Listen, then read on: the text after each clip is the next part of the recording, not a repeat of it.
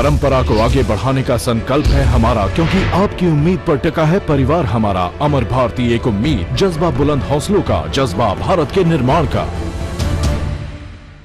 जय बोला आचार्य श्री सुनील सागर जी महाराज की, बोला आचार्य संघ की जय। लाखों भगत हैं तेरे प्रभुवर, एक और बढ़ा ले मुझे अपना बना ले। भगवान के लाखों भक्त हैं और भक्त प्रार्थना करता है कि एक और बढ़ा लो और मुझे भी अपना भक्त बना लो। भक्त बनेंगे तो भगवत्ता का मार्ग भी मालूम पड़ेगा। जब तक भक्त ना बनेंगे तब तक भगवत्ता का मार्ग नहीं बनेगा। डॉक्टर बनने वालों को भी पहले कंपाउंडर बनना पड़ता है, बिना डिग्री वाला कंपाउंडर बनना पड़ता है। मतलब किसी ना किसी डॉक्टर के हाथ के नीचे काम करना पड़ता है, प्रैक्टिस करना पड़ती है, उससे बाकायदा पूरा सीखना पड़ता है। अगर वह बिना प्रैक्टिकल सीखे, बिना ठीक विषय को सीखे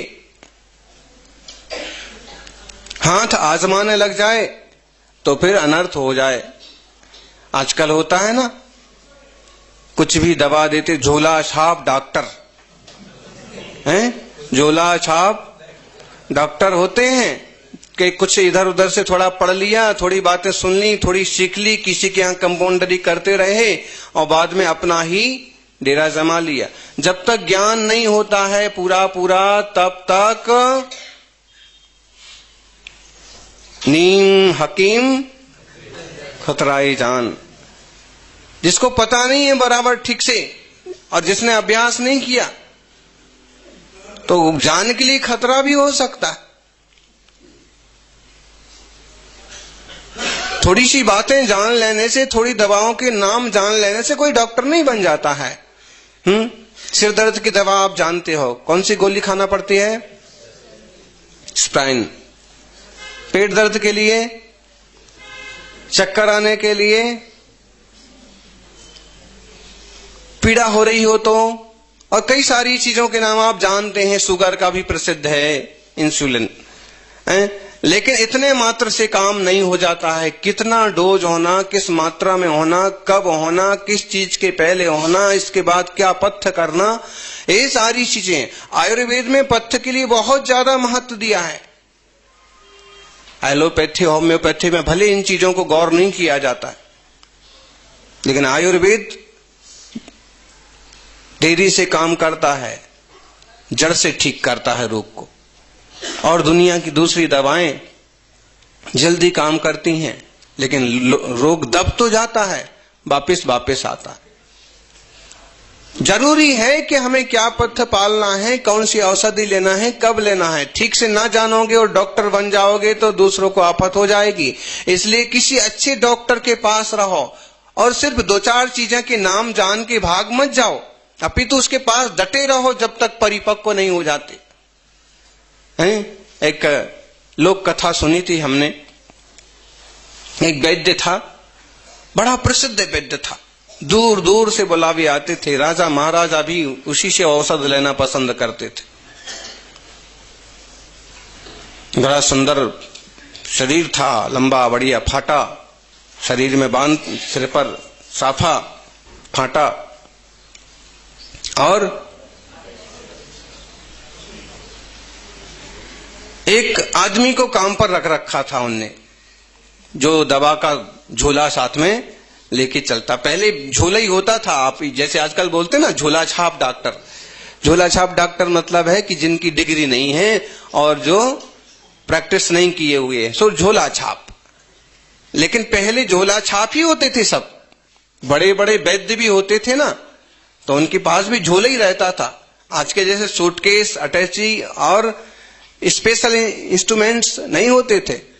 बैग होता था, झोला होता था। बैग क्या बोलेंगे देसी भाषा में, और 2 पकड़ने का हैंडल क्या बोलेंगे, थैला। बस उसी में औषधि इसी टाइप से प्रयोग होते थे। अब तब तो अच्छा शब्द कहलाता था और आज वो झोला छाप हो गया।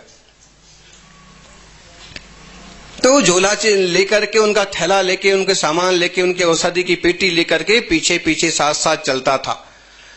महीनों हो गए, साल बीतने को आ गया, देखता है बड़े सम्मान से बुलाया जाता है, ऊपर बिठाया जाता है, कुर्सी दी जाती है, और ये जरा सा देखते हैं, आजू बाजू देखते हैं और बता देते हैं कि क्या बीमारी है।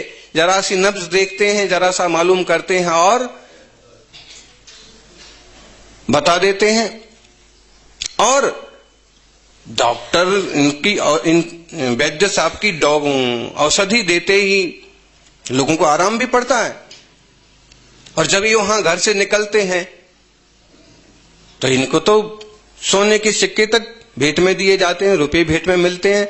और मैं जो इतना बड़ा थैला लेके हमेशा पीछे पीछे डोलता रहता हूं, मेरे लिए 2-4 रुपए भी नहीं मिलते हैं। इनको लोग 100-100 रुपए दे देते हैं और मुझे सारी मजदूरी के 2-5 रुपए ही मिल पाते हैं। साल होते होते झुझलाने लगा कि मुझे भी ऐसे ही कोई अपना अलग से दवा खाना खोल लेना चाहिए। मेरे को भी तो ये आता है जो ये बताते हैं। योग संयोग की बात, राजा के यहां से बुलावा आया। स्पेशल कोई वैद्य नहीं था, वही थे, और मनुष्य का हो कि जानवर का हो वही इलाज करते थे। राजा का ऊंट 2 दिन से कुछ खा नहीं रहा था, हाथ पांव फैला दिए थे उसने अपने, पड़ा हुआ था, बड़ा प्यारा ऊंट था। राजा ने वैद्य को बुलाया कि वैद्य जी देखिए जरा। वैद्य ने देखा, टटोला, पूछा कि कौन इसकी रखवाली करता है। बुलाया, क्या हुआ था 2 दिन पहले, कहां गए थे तुम इसको लेकर के,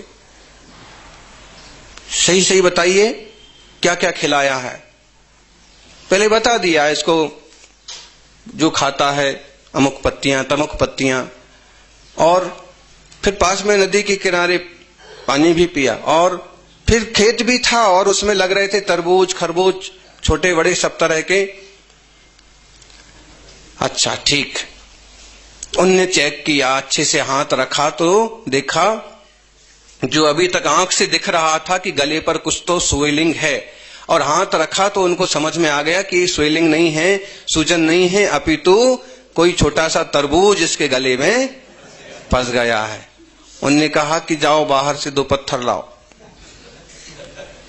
पत्थर एक नीचे रखा, एक ऊपर रखा, और इस ढंग से दे मारा कि भीतर गले में फंसा हुआ तरबूज फूट गया और ऊंट उसको निगल गया। जैसे ही वह अंदर गया तो ऊंट की तबीयत एकदम सही हो गई, उसका खाना पीना चालू हो गया। जो पास राजा बड़े खुश हुए और उनने तुरंत अपने सोने की चैन उतार करके दे दी कि इतना कीमती प्यारा ऊंट आपने बचा दिया, और देखो अभी हाथों हाथ पानी पीने लगा, ये तो खाना खाने लगा। आप गजब के वैद्य हैं। नहीं समझ पाए लोग कि इसने तरबूज खाया था और उसने फोड़ दिया और वो अंदर चला गया।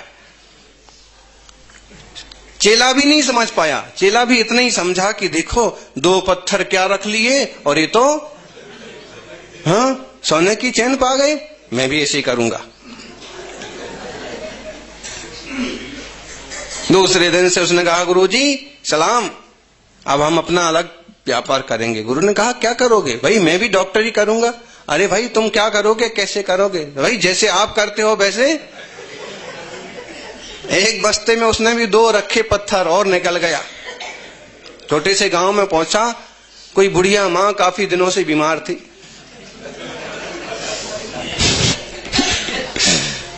वैद्य आए हैं, दवा करा लो, औषधि करा लो। आवाज लगाता और गांव में लोगों ने देखा कि हाँ इसने फाटा वगैरह तो बढ़िया सा बांध रखा है, कपड़े भी अच्छे पहन रखे हैं, तो हो सकता है वैद्य होगा। बुलाया, हमारी माँ बहुत दिन से बीमार है। क्या क्या खिलाया था? उसने कहा खा ही नहीं रही 2 दिन से 4 दिन से। कुछ भी हो पहले तो बता, अमुक खेत में तो नहीं लेके गए, तमुक खेत में तो नहीं लेके गए। अरे माँ को खेत में ले जाने का क्या काम? तेरे को कुछ आता है दवा का काम? मेरे को सब आता है। 2 पत्थर लाओ।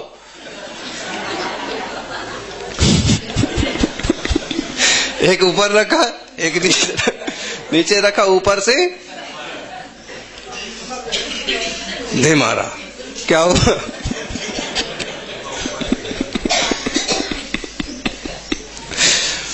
नहीं माकिम, खतरा ही जान। वो बूढ़ी माँ 2-4 दिन और चलने वाली थी, वो चली गई। लड़कों ने, चारों ने पकड़ लिया और पीटने लगे, तूने क्या किया जब तेरे को नहीं आता था? उसने कहा कि मेरे गुरु ने तो यही वैद्यगिरी की और उन्हें सोने की चैन पाई, तुम मार क्यों रहे हो? अरे मेरी माँ मर गई है तो मैं मारूंगा और पीटूंगा नहीं है। और इस गांव में अभी कोई जेंट्स भी नहीं है, सब अपने अपने काम पर गए। अब इनको शमशान घाट कौन लेके जाएगा? बांधा, लकड़ियां बांधी। देखो 4 कंधे देने वाले तो हम हैं, लेकिन जो आग रखने वाला घड़ा होता ना, हंडिया, वो तो लटका के चलना पड़ेगा। और जलती हुई गरम गरम हंडिया उसके गले में लटका दी और उसको वो पूरा गरम लगे, जले, धुआं लगे, परेशान जैसे तैसे हो शमशान घाट तक छोड़ के और भागा। बड़ा बुरा हुआ, लेकिन क्या करें? अब वापस गुरु के पास भी जाएं तो कैसे जाएं? दूसरा है कि कमाई भी कुछ होना चाहिए। दूसरे और गांव के लिए निकला, वहां पर भी ऐसे ही था, अमुक बीमार था। उसके लड़कों ने कहा कि भाई जरा देखो। उसने कहा देख तो लूंगा, इलाज भी कर दूंगा, लेकिन हंडिया घड़ी में नहीं लटकाऊंगा।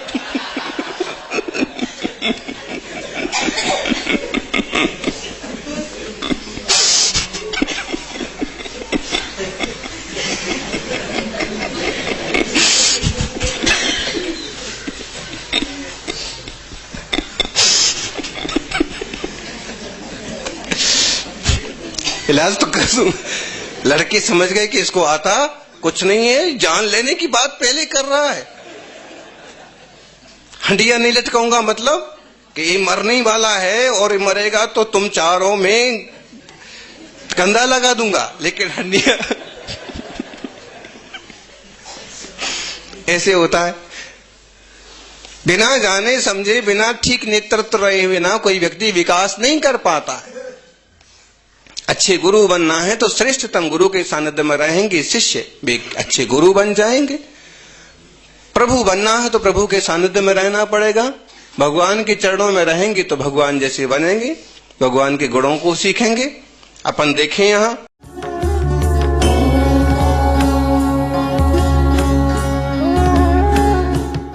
परंपरा को आगे बढ़ाने का संकल्प है हमारा, क्योंकि आपकी उम्मीद पर टिका है परिवार हमारा। अमर भारती एक उम्मीद, जज्बा बुलंद हौसलों का, जज्बा भारत के निर्माण का।